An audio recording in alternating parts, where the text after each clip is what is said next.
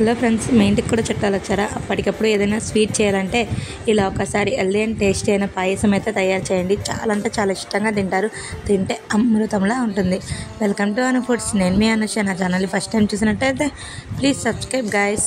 ముందుగా ఒక గిన్నె పెట్టేసుకొని అందులో కొంచెం నేతిని వేసుకొని మనం తీసుకోవాలనుకున్న సేమియాని అందులో వేసి బాగా దోరగా వేయించి తీసేసుకోవాలి. తర్వాత అదే గిన్నెలో మరి కొంచెం నెయ్యి వేసేసుకొని డ్రై ఫ్రూట్స్ని వేసుకొని కుదిరితే కొబ్బరి తురుము కూడా వేసేసుకొని, కొబ్బరి తురుము వేయడం వల్ల చాలా టేస్ట్గా ఉంటుంది. అదే కప్పుతో కప్పుడు పాలు, 2 కప్పులు నీరు వేసుకొని కొంచెం ఇలాచీ పౌడర్, నచ్చితే పచ్చకర్పూరం కూడా వేసేసుకోండి. ఒక తెరలు వచ్చిన తర్వాత అదే కప్పుతో మీ స్వీట్నెస్కి తగినట్టు పంచదార వేసేసుకొని కొంచెం సేపు మరిగిన తర్వాత పక్కన పెట్టుకున్న సేమియాను కూడా అందులో వేసి ఇలా కొంచెం సేపు మగ్గనివ్వండి. ఇలా కొంచెం దగ్గరగా వస్తున్నప్పుడు ఇందాకలా పక్కన పెట్టేసుకున్న డ్రై ఫ్రూట్స్ కూడా వేసేసుకొని దగ్గరగా ఉడికించుకుంటే ఎంతో టేస్టీ అయిన అమృతంలా అనిపించే పాయసం అయితే రెడీ అయిపోయింది. ఒకసారి ట్రై చేసి పెట్టండి. చాలా అంటే చాలా టేస్ట్గా ఉంటుంది. నచ్చితే నా ఛానల్ని ఫాలో అవ్వండి. Thank you.